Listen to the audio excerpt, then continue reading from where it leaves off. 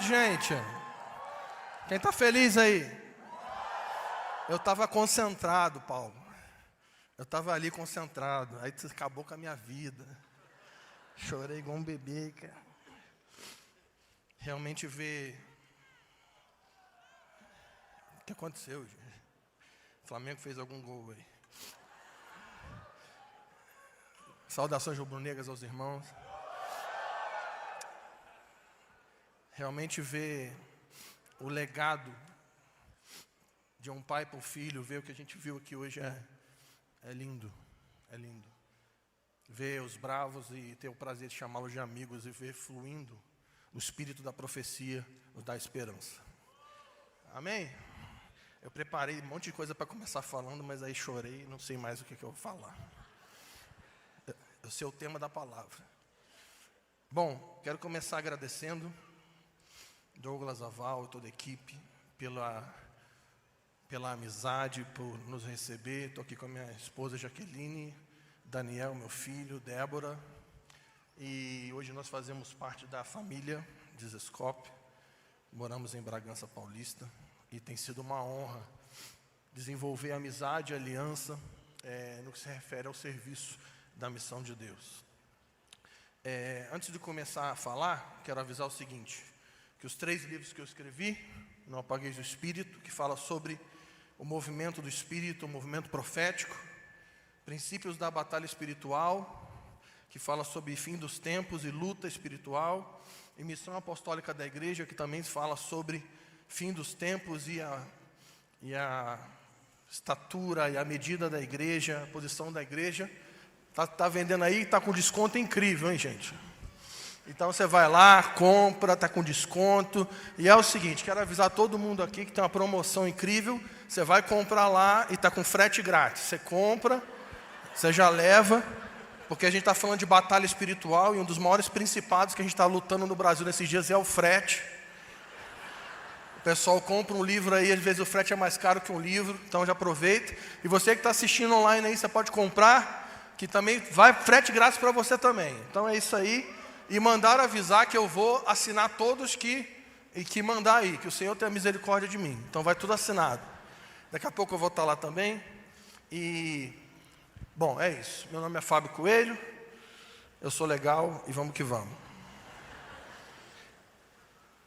Dentro dos aspectos do fundamento, a minha tarefa aqui agora é falar sobre o Evangelho.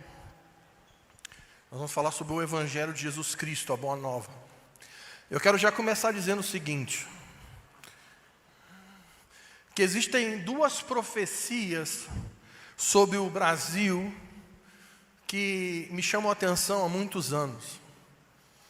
Uma delas é que o dom redentivo do Brasil seria adoração e que do Brasil sairia um som que iria invadir as nações da terra. E quando eu ouvia isso na década de 90, aí você já vai fazendo as contas da minha idade, eu achava isso meio estranho. Porque como é que vai sair um som do Brasil falando em português e vai para as nações? Que parada é essa? E tem 2 coisas que têm me chamado a atenção nesses dias. É que o Senhor está abrindo a porta das nações para o Brasil. Se você abrir em qualquer sala de oração do mundo agora, se você abrir em qualquer conferência, vai estar alguém cantando uma música do meu amigo Alessandro Vilas Boas, mais conhecida como Yeshu, Uá, a Laura tá ciente, viaja tudo aí. Para quem não sabe, se você for em qualquer igreja do mundo hispânico, se você for no culto de domingo, vai estar cantando uma música do Marcos Brunet.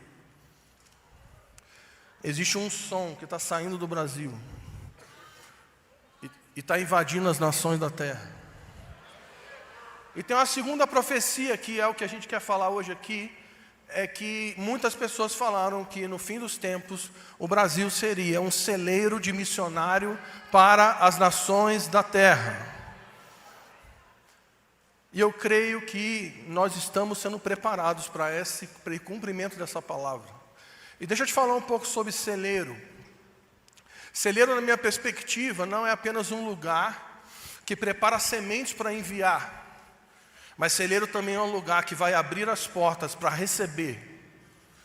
Então se prepare, porque o Senhor vai estar abrindo as portas das nações para o Brasil. E não apenas nós vamos enviar pessoas que vão carregar o testemunho do Evangelho a todas as nações, mas também o Brasil vai abrir as portas, as suas fronteiras, e vai receber refugiados do espírito do anticristo de todas as nações da terra. Tem alguém aí? E o que isso tem a ver com o Evangelho? Tudo. Porque em Mateus 24, Jesus falando sobre o fim dos tempos, sobre o fim dessa era, Ele vai responder uma pergunta: quais são os sinais da sua vinda? E o que vai acontecer para o fim dessa era? Então ele começa falando: não deixe que ninguém engane vocês. Por quê? Porque se ele está dizendo que não deixe que ninguém engane, vão tentar. E aí ele começa falando: vão haver guerras, rumores de guerras, mas ainda não é o fim. Haverão terremotos, fome, epidemia, conflitos ideológicos, mas é apenas o princípio das dores. Mas quando este evangelho do reino for pregado para testemunho a todas as nações, então virá o fim dessa era. Quantos querem que o reino do céu desça para a terra? Quem quer ver a Nova Jerusalém descendo aqui? Quem quer ver? E por que não vem ainda? Aí o pessoal fala assim: não, está tendo uma guerra na Rússia com a Croácia. Croácia não, Ucrânia, foi o que eu disse. Eu já estou profetizando novas guerras. Está tendo uma guerra da Rússia com a Ucrânia. Aí a primeira coisa que o crente vai para a internet, ele fala o quê? Jesus está? Não. Porque o que define o fim dessa era não é uma guerra. Porque se guerra definisse o fim dessa era, está tendo guerra aí, ó. Confusão, terremoto. Sabe o que define o fim dessa era? É um posicionamento da igreja. O Senhor está levantando um tipo de igreja nesses dias, que de fato é apostólica e profética, não de título, mas do serviço. Uma igreja apostólica e profética que não está apenas esperando Jesus voltar, mas é uma igreja que vai trabalhar para que Ele volte.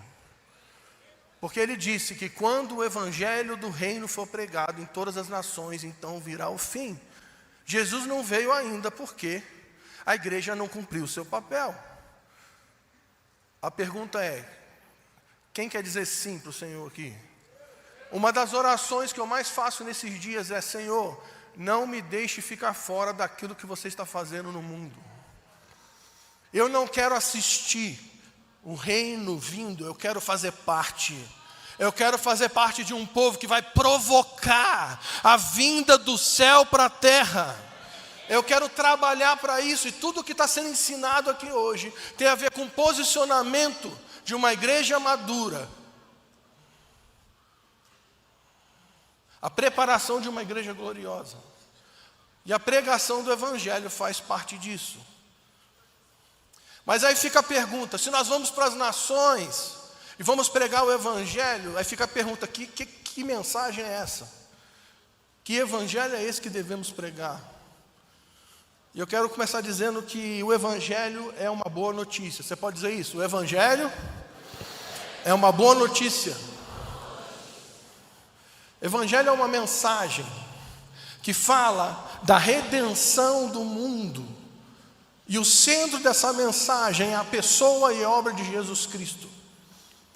O evangelho é a mensagem que anuncia a redenção de todas as coisas. Essa é a maneira bonita de falar, mas tem a minha maneira, que é: o evangelho é a mensagem que anuncia Deus resolvendo a caca que os homens fizeram. O evangelho é a boa notícia que anuncia a redenção do caos que o pecado trouxe para o mundo. E eu quero começar aqui com você uma narrativa sobre a história do Evangelho, porque o Evangelho é uma mensagem que fala sobre a redenção, e ela é uma história contada nas Escrituras. E o Evangelho, que é essa história, não começa em Mateus, aleluia. Sabia disso, né? Que o Evangelho não começa no Evangelho de Mateus. A história do Evangelho de Jesus Cristo começa em Gênesis. Porque se nós vamos anunciar a boa notícia da redenção, primeiro você precisa entender a má notícia. O que acontece é que o Senhor cria todas as coisas e coloca o homem no jardim, e coloca o homem como co-regente da criação visível, e dá uma ordem para o homem, estabelece uma lei no jardim. Você pode comer do que você quiser aí, mas se você comer desse fruto que eu estou falando para você não comer, você vai morrer. O maneiro é que ele podia comer qualquer fruto, só tinha um que ele não podia comer. Mas o homem, ele tem a capacidade de dar ruim. E o Senhor avisa, ele fala: se você me desobedecer e comer do fruto que eu estou falando para você não comer, você vai morrer. E o homem se rebela contra o Senhor, e ele come. Quando o homem peca no jardim, ele abre a porta da maldição da morte sobre a criação. E a maldição da morte não apenas afeta Adão e o seu casamento, mas afeta toda a humanidade. Porque Paulo vai dizer lá em Romanos que todos pecaram. Quantos pecaram? E o que o Senhor falou no jardim? Se você pecar ou se você me desobedecer, você vai o quê? Morrer. E o homem peca, ele desobedece. E ele abre, como eu já disse, a porta da maldição da morte. E a partir disso, a criação, ela é literalmente alterada por causa da rebeldia do homem. O pecado é a má notícia que o Evangelho vem redimir. Paulo vai dizer que o salário do pecado é a morte. E ele também vai dizer que todos pecaram. Então vamos fazer uma conta aqui, todo mundo aqui, fazer uma conta matemática. Quantos pecaram mesmo? E o salário do pecado é a? Quantos merecem a morte? Então todo mundo aqui nessa sala, e todo mundo que está assistindo online, merece o inferno. Todo mundo aqui merece para o inferno, porque todo mundo pecou. Pausa. Uma vez perguntaram para Jesus: o que eu posso fazer de bom para herdar a vida eterna? Jesus fala: bom? Você quer ser bom? Só existe um que é bom, que é Deus. Todos pecaram. Paulo vai dizer que aqueles que pecaram se tornaram filhos da ira, inimigos de Deus, e se tornaram alvos da maldição da morte. Deus cria todas as coisas e coloca o homem para ordenar, para cuidar, para zelar da criação, mas a sua desobediência cria uma desordem.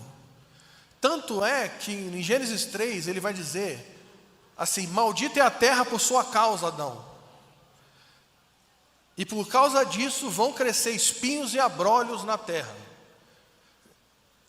Escuta, a criação, ela foi alterada, afetada por causa do pecado. Espinhos e abrolhos começaram a crescer. Pergunta para mim, o que é espinhos e abrolhos? Pequi, giló, quiabo, machixe. Pô, pequi gente, me ajuda aí. Tem alguém de Goiás aí? Pô, tu gosta de pequi, Paulo? Tu gosta mesmo? Cara, o pequi é o seguinte, você come ele, 3 dias depois ele está aqui ministrando ao seu coração ainda.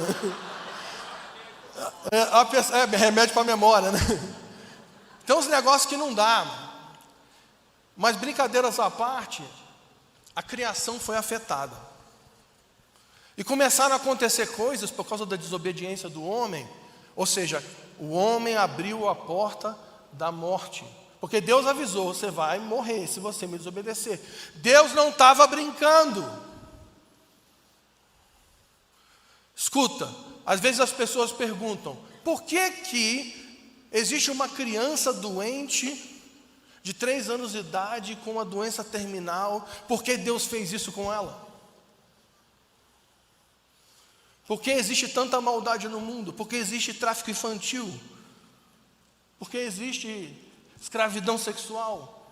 Por que Deus fez isso? E eu quero dizer para você que Deus não fez isso. Quem fez isso foi o homem. O pecado do homem abriu a porta para a maldição da morte. Então o homem peca, toda a sua geração peca, e todo mundo se torna alvo da ira de Deus. Essa é a má notícia. Mas graças a Deus que existe uma boa notícia. E eu quero abrir com você em Gênesis 3.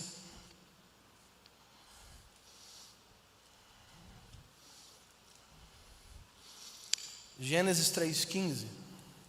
Como eu disse, o Evangelho ele começa a ser contado em Gênesis, não em Mateus. A narrativa do Evangelho começa no jardim. Nós vamos ler uma passagem que alguns chamam de o proto-evangelho, que é a primeira vez que o Evangelho é anunciado de forma direta nas Escrituras. Gênesis 3,15. Depois do pecado, Deus aparece para o homem e é terrível, porque a Bíblia diz que Deus está indo em direção do homem e o homem, a expressão é, e o homem fugiu da sua presença.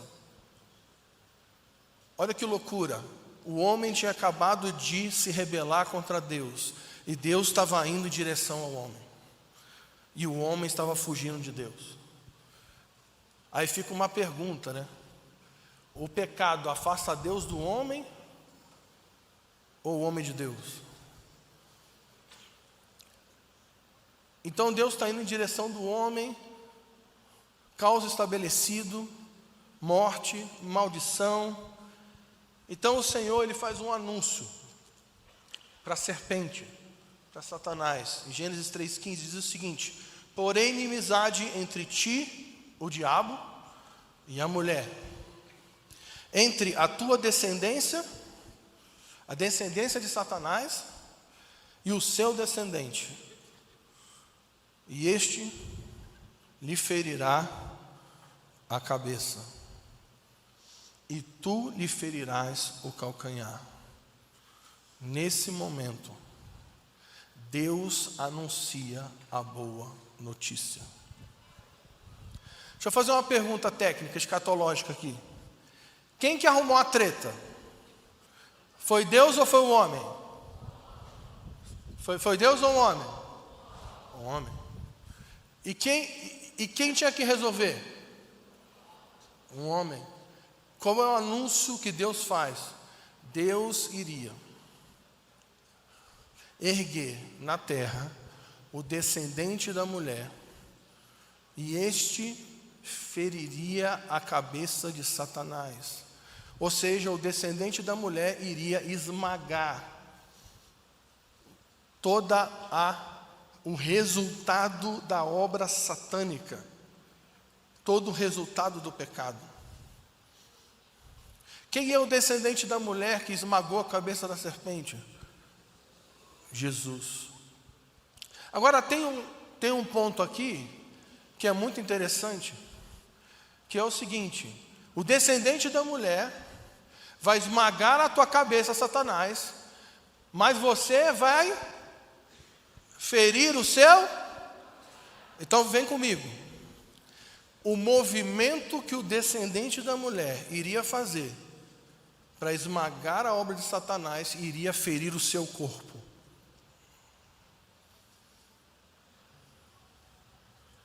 Essa passagem revela muita coisa.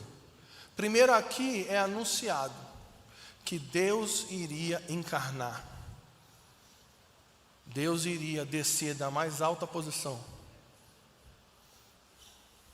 Iria assumir forma humana.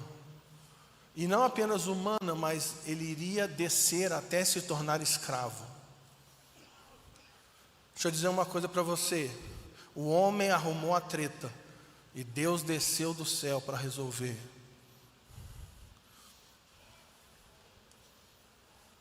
Segunda coisa, ele iria vir para arrebentar com Satanás, mas isso não ia acontecer sem sofrimento e martírio. Porque o salário do pecado é a morte. Como que Deus encarnado iria cancelar a dívida de morte? Morrendo. Jesus é a nossa boa notícia. E aí o que acontece? Nas Escrituras, você vai ver a revelação do Messias, do Cristo, se desenrolando no Antigo Testamento. Por exemplo, em Gênesis vai dizer que ele é o descendente da mulher, queria esmagar a cabeça de Satanás. Em Gênesis 3.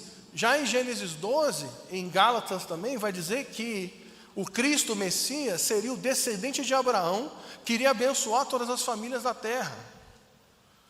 Lá para Davi, foi revelado que da família de Davi ia se levantar um descendente que iria receber um reino eterno. Também nas Escrituras nós vemos que Cristo também é revelado em Daniel 7 como Filho do Homem, aquele que recebe das mãos do ancião de dias toda a autoridade sobre as nações. Isaías 53 e Salmos 22, ele é revelado como servo sofredor, aquele que iria pagar o preço da morte, iria se oferecer em sacrifício para redimir os nossos pecados. E uma das passagens mais fortes para mim do anúncio do Evangelho, para mim é em Gênesis, quando o Senhor fala para Abraão: Abraão, pega teu filho aí, teu único filho, leva lá no monte e mata ele. Aí Abraão pega o filho, aí leva filho, leva escravo, leva jumento, leva madeira, leva cutelo, e vai, toma ele dia. Chega no monte, fala para os escravos: ó, fica aí embaixo, deixa o jumento aí, joga a madeira no ombro do filho. Lembrando que, só um parênteses aqui, técnico, Isaac não era uma criança igual estava nas revistinhas da escola dominical. Quem já fez escola dominical aqui? Que Isaac era aquela criança que Abraão pega ela assim: peguei você, e ela ficava gritando: não me mate, pai. Então, esquece isso aí, tá? Isaac era adulto. E Abraão tinha mais de 100 anos, então não tinha como um coroa de mais de 100 anos pegar um adulto à força. Então ele fala: Isaac, vamos ali. Aí sobe Isaac, sobe Abraão, sobe o fogo, sobe o cutelo e sobe a madeira. Aí Isaac, que não é bobo nem nada, nem otário, dá uma olhada e fala assim: está faltando um negócio aí. Ô pai, só para aqui, ó. Vamos só esclarecer aqui, que está faltando um cordeiro aí. Ó. Aí, uma das profecias mais fortes da Bíblia, Abraão diz: Deus proverá o cordeiro. Escuta, talvez você já foi em algum culto pentecostal, carismático, super violento, e algum culto muito louco. Eu já fui em vários. Ou você já foi em um culto, sei lá, de qualquer tipo. e alguém pregou sobre o Jeová Jireh, aquele que vai te dar casa, dinheiro, casa na praia e o carro do ano, porque Ele é o Deus provedor que vai te dar todo o dinheiro que você quiser. Deixa eu explicar uma coisa para você, isso é um falso evangelho. E só abrindo parêntese, o evangelho que também diz, vem para Jesus e pare de sofrer, também é um falso evangelho.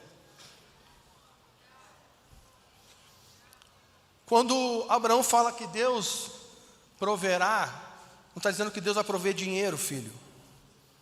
Deus iria prover um cordeiro. E aí, Abraão vai matar Isaac, você conhece a história. Deus fala, não vai matar não. Lembrando que Isaac era um adulto, e ele não foi amarrado e não subiu no altar contra a sua vontade. Abraão obedeceu a Deus, e Abraão virou para Isaac e falou, ô Isaac, tu vai ter que subir aí. Aí Isaac, mas subir no altar? É. Mas para subir para quê? Para morrer. Aí eu fico imaginando a conversa, Isaac, mas por quê? Porque Deus mandou. Aí Isaac deve ter falado, ok pai, eu confio em você. Então ele sobe de livre vontade. E aí você conhece, Abraão vai matar, Deus fala para não matar, e aparece um carneiro. Mas a palavra ainda estava sobre a criação, que Deus ia prover um cordeiro. E esse cordeiro é o descendente da mulher que iria esmagar a cabeça da serpente. Esse cordeiro é o descendente de Abraão que iria abençoar todas as famílias da terra. Esse cordeiro é o descendente de Davi que recebe o trono eterno, iria sentar num trono em Jerusalém, governar as nações da terra. Esse cordeiro é o leão da tribo de Judá, que iria vir e destruir os seus inimigos, ao ponto de manchar as suas vestes de sangue, aleluia. Esse cordeiro é o filho do homem, que recebeu toda a autoridade nos céus e na terra. E havia essa profecia, muitos e muitos anos depois, no Jordão, tem um cara muito doido, chamado João Batista, que no The Chosen é a cara do cantarino. A conversa de Jesus com o João Batista é a melhor parte, né? Eu me vi ali. Vamos acabar com tudo, Jesus, calma. É tipo, às vezes, eu e Douglas conversando. Vai, Douglas, calma. E João Batista está no Jordão, está batizando. De repente, ele levanta a cabeça e vê Jesus chegando. Então João fala assim, esse é o Cordeiro de Deus que tira o pecado do mundo. Esse é aquele que encarnou para pagar a nossa dívida. E qual era a nossa dívida? Morte. Como eu disse e vou repetir, se tu te chocou, problema, né?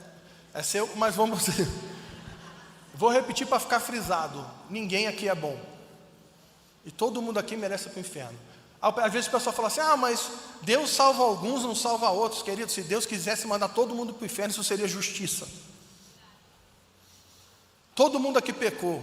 Todo mundo aqui se tornou filho da ira, inimigo de Deus. Mas Deus desceu para resolver o problema. Jesus é o Cordeiro de Deus, que destrói a ação do pecado no mundo. No jardim, o legal é que eu anotei um monte de texto, só li um, mas vamos seguir.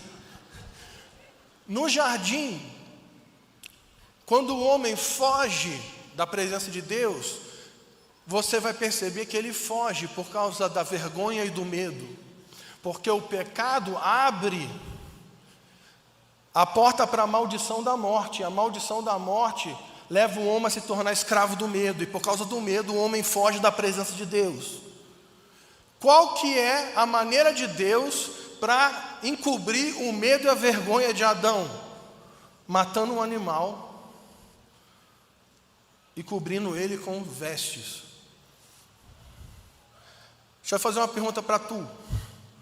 Quem foi a primeira pessoa que derramou sangue na história? Foi Deus. Porque naquela época lá, o pessoal era tudo vegetariano, né? E eu tenho texto para quando Jesus voltar a gente vai comer carne, tá? Tem texto na Bíblia, fica tranquilo. Isaías fala sobre picanha, o melhor vinho, vai dar tudo certo. Carne com gordura, fala até sobre mocotó lá, né? Que fala sobre... Quem gosta de mocotó aí fala lá que vai ter tutano na mesa do Senhor, mas isso não tem nada a ver com a mensagem. Continuando. A primeira pessoa que derrama sangue na história é Deus. Um animal inocente é morto no jardim.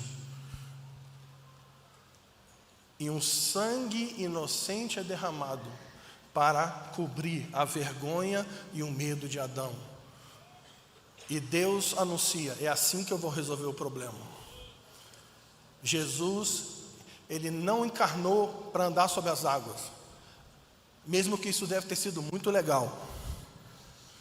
Seu objetivo primário não era ressuscitar mortos, nem curar enfermos. O objetivo primário da encarnação de Jesus, da humilhação de Jesus, porque pensa, Jesus, como eu estava ouvindo o Vitor, na escola que a gente faz aqui em São Paulo, a Escola V, e aí o Vitor estava falando sobre Cristo se humilhando ao ponto de encarnar e permitir que as mãos que ele criou limpassem o bumbum dele, enquanto ele era neném. Que Deus é esse, gente? Jesus encarnou e desceu para pagar um preço. Ele desceu para morrer,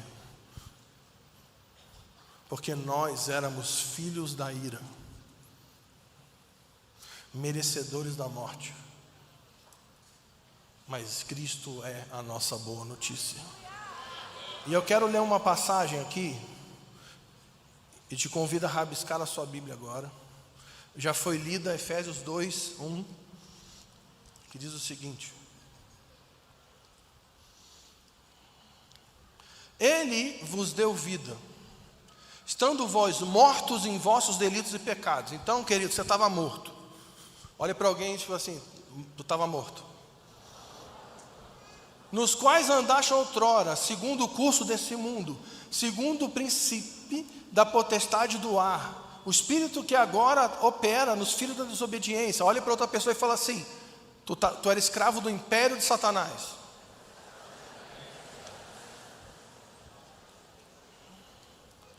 Entre os quais também todos nós andamos outrora, segundo as inclinações da nossa carne, fazendo a vontade da carne e dos pensamentos. Era por natureza filhos da ira. Então você também era escravo das obras da carne e filho da ira. Ira de quem? De Deus. Como também os demais. Aí tem um negócio aqui que é maravilhoso. Mas. Repita comigo: mais. Fala assim: nós estava lascado, nós era escravo, mas Deus, sendo rico em misericórdia, por causa do grande amor com que nos amou, estando nós mortos em nossos delitos, nos deu vida juntamente com Cristo. Pela graça sois salvos.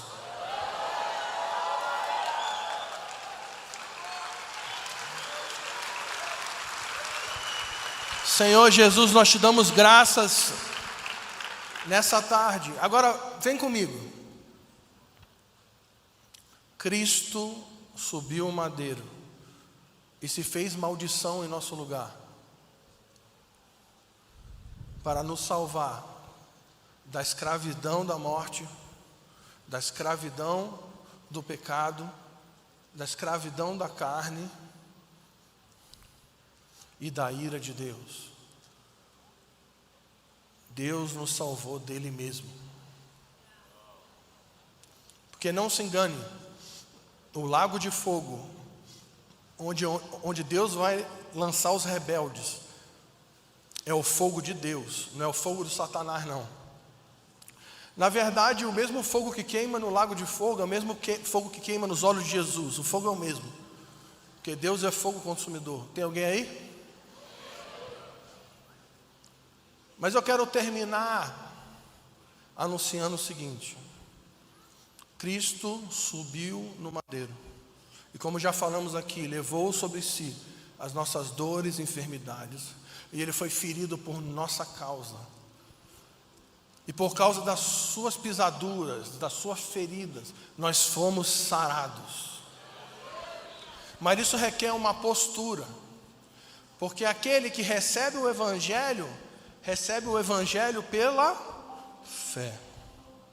E fé não é apenas acreditar que Deus existe. Fé é confiar em Jesus. Ou seja, é como se você estivesse num avião e você se joga confiando que o paraquedas vai salvar a tua vida. Alguém aqui quer confiar sua vida a Jesus? Isso é fé. Fé é você tirar os olhos de você e voltar os olhos para Ele. Porque a Bíblia não diz que o homem ficou nu. A Bíblia diz que o homem descobriu que estava nu. Porque até então, aquele momento, os olhos de Adão estavam em Deus, contemplando a sua glória. Quando Adão tirou os olhos de Deus e voltou os olhos para si mesmo, então ele descobriu que estava nu. Então ele fugiu com medo. E fé, além de ser confiança, é fidelidade, é obediência.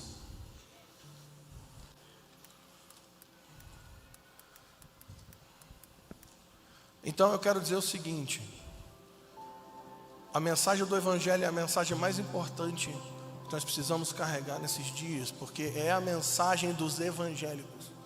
Em tempos que os púlpitos estão cheios de ideologia, estratégias de crescimento, estratégias de performance, onde se fala mais de ideologia política do que sobre Jesus hoje, nós precisamos nos arrepender e convertermos os nossos púlpitos ao Evangelho mais uma vez. Tem alguém aí? E é o seguinte: se você está dizendo que vai ir para as nações, eu acho bom você se converter a esse Evangelho, porque a mensagem do Evangelho não é a mensagem para a classe de novos membros, é a mensagem da igreja que precisa ser pregada constantemente. Você precisa pregar o Evangelho para você mesmo. Quando começa a dar tudo errado, como já foi falado, e vai dar tudo errado, você tem que encarnar e pregar o Evangelho para você mesmo. Tem alguém aí? Mas para isso nós precisamos de uma geração que confia em Deus e que é fiel a Deus. Então esse papo de nós estamos no tempo da graça, eu posso viver como eu quero, esquece isso, filho. Isso é falso evangelho. Se você está aqui ou está assistindo online, se você está vivendo uma vida de aparência, uma vida dupla, você vai no culto, vai nas conferências, vai no seminário, canta as músicas e chora, e se emociona, mas o dia a dia da sua vida é uma vida totalmente rebelde à santidade de Deus. Eu quero dizer para você que você precisa se converter ao Evangelho. Você precisa converter a Jesus. Você precisa se arrepender. O Senhor quer derramar o maior avivamento da história do Brasil. Sabe por que eu sei que Ele quer? Porque está escrito em Joel 2:28, que antes do grande e terrível dia do Senhor, Ele vai derramar do Espírito sobre todas as nações. Ele vai derramar avivamento sobre as nações. Mas a questão é, você vai fazer parte disso ou vai ficar assistindo? Então eu quero orar por você agora. O Senhor morreu para nos dar vida. Vida eterna. E vida eterna é conhecimento de Jesus Cristo. Tem pessoas aqui nessa sala que estão longe da presença. Tem pessoas aqui que estão nos assistindo que estão longe de Deus. Estão vivendo uma vida de aparência. Você precisa se arrepender. Porque a rebeldia e a desobediência gera morte. Por causa da desobediência de Adão, a morte entrou no mundo. Mas por causa da obediência de Jesus Cristo, a vida eterna nos comprou para Deus novamente. Tem alguém aí? Eu quero fazer 2 orações e o meu tempo acabou. Eu quero orar por pessoas aqui. Nós vamos orar. Tem pessoas aqui nessa sala. Eu vou pedir o seguinte, pessoal da câmera que está filmando, vou pedir para não focar nas pessoas que a gente vai orar agora. Foca só aqui em mim agora. Tem pessoas aqui nessa sala e online, pessoas que na sua cabeça estão vindo pensamentos de suicídio, pensamentos de desistência. E nós queremos invocar a obra da cruz e a vida de Jesus sobre a sua vida agora. Nós queremos te servir. E você vai ser tocado pelo Espírito de Jesus Cristo agora. E você vai ser livre disso. Quem são essas pessoas aqui? Pensamentos de suicídio passam na sua mente. Faz assim com a mão para eu saber. Ok. Vem aqui, querido, você pode vir aqui. Você consegue sair daí? Não? Então não tem problema. Só faz assim com a mão, você que levantou. Isso. Tem mais uma pessoa ali. Acende as luzes aqui para mim, por favor. Faz assim com a mão, gente. Você, pensamentos de suicídio estão vindo. Tem mais uma pessoa ali, ó. Tem mais uma pessoa aqui, ó. Eu vou pedir que você que está em volta ali, outra pessoa. Você que está em volta, coloca a mão no ombro dessa pessoa aqui agora, que levantou a mão. E nós vamos invocar a obra da cruz sobre essas pessoas. Invocar a obra da vida agora. Vida de Deus. Tem mais alguém? Mais alguém? Você que levantou a mão, tem mais uma pessoa ali, ó. Você que levantou a mão, fica de pé para a gente saber quem é você. Ninguém vai te filmar não, fica tranquilo. Fica de pé aqui, tem uma pessoa aqui, ó. Quem é essa pessoa que está aqui? Tem uma pessoa lá também. Ore, vocês que estão aí em volta, ore por essa pessoa que está aí. Eu quero fazer uma segunda oração e vou passar para o Douglas. Se tem alguém aqui nessa sala, você pagou o ingresso para estar aqui. Não importa. Talvez você vai na igreja há 10 anos, talvez você é pastor. Talvez você é diácono, músico. Se tem alguém aqui que está vivendo uma vida dupla, você sabe que está longe de Jesus. E você quer nessa noite se converter a Jesus de fato. Eu quero fazer um apelo para que os evangelhos se convertam aqui. Se você está aqui, que acredita que Deus existe, mas o teu estilo de vida está longe da presença de Deus. Talvez você experimentou coisas na tua jornada, teve algum trauma com a vida da igreja. Nós queremos estender o braço da cura para você agora. Eu quero orar por você. Se você está aqui, você sabe que está longe da presença de Jesus, e você quer, de fato, se converter a Ele, fique de pé. Nós vamos orar por você. Ok, tem duas pessoas ali, aqui. Fique de pé, isso, fique de pé. Jesus morreu para abrir o caminho de volta a Deus.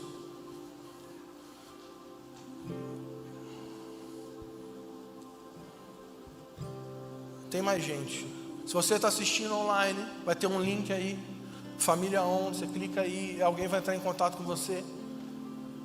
Se você quer se converter a Jesus, nós queremos orar por você.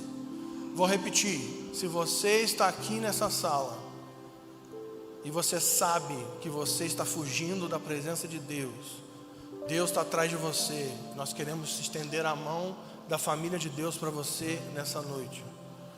Fique de pé e nós vamos orar por você. Fique de pé.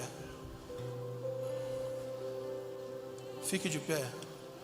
Essa é uma noite de conversão de evangélicos ao Evangelho de Jesus Cristo. Vocês são corajosos. Fique de pé, fique de pé. Aleluia. Nós invocamos a obra da cruz sobre essas pessoas agora. Senhor, você disse que aonde o nome do Senhor for invocado, ali haverá salvação. Nós invocamos o nome de Jesus sobre cada pessoa agora que ficou de pé. E cada pessoa que está aqui com pensamento de suicídio, nós invocamos a vida sobre você agora. E nós falamos agora: espírito de morte, deixa essa pessoa agora e vai embora. Vai embora. Espírito de morte, vai embora agora em nome de Jesus. Se tem alguém em pé aí do seu lado, bota a mão no ombro dele e começa a orar por ele agora.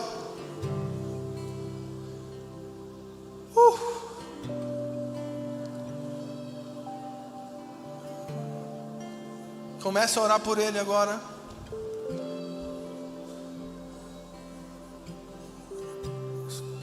Cristo levou sobre si as nossas dores, e por suas pisaduras nós fomos sarados. O sangue de Jesus comprou para Deus homens de todos os povos, línguas, tribos e nações. O Evangelho é poder de Deus para salvar. Nós abençoamos a sua vida e a sua coragem nessa noite. Senhor, em nome nós pedimos um batismo do Teu Espírito vindo sobre essas pessoas agora. Nós pedimos um batismo do Teu Espírito vindo aqui nessa sala agora sobre eles. Espírito, convence do pecado, da justiça e do juízo. Espírito de vida, o fôlego de Cristo, o mesmo fôlego que deu vida a Adão no jardim, o mesmo fôlego que Jesus soprou sobre os discípulos naquele dia e disse: recebam o Espírito Santo. Libera do teu fôlego nessa sala agora. Mortos ressuscitem em nome de Jesus. Mortos ressuscitem em nome de Jesus. Mortos ressuscitem. Mortos ressuscitem. Nós falamos às pessoas que estão assistindo online. Se você está assistindo e tem um fogo queimando no seu peito agora, isso é Jesus te atraindo para Ele. Se você está sozinho no teu quarto aí, ajoelha onde você estiver agora e fala assim: Jesus me salva, Jesus me salva. Jesus, olha para mim, me salva, Jesus.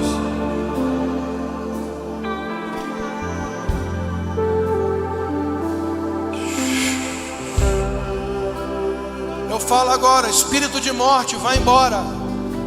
Vai embora. Deixa essa casa agora.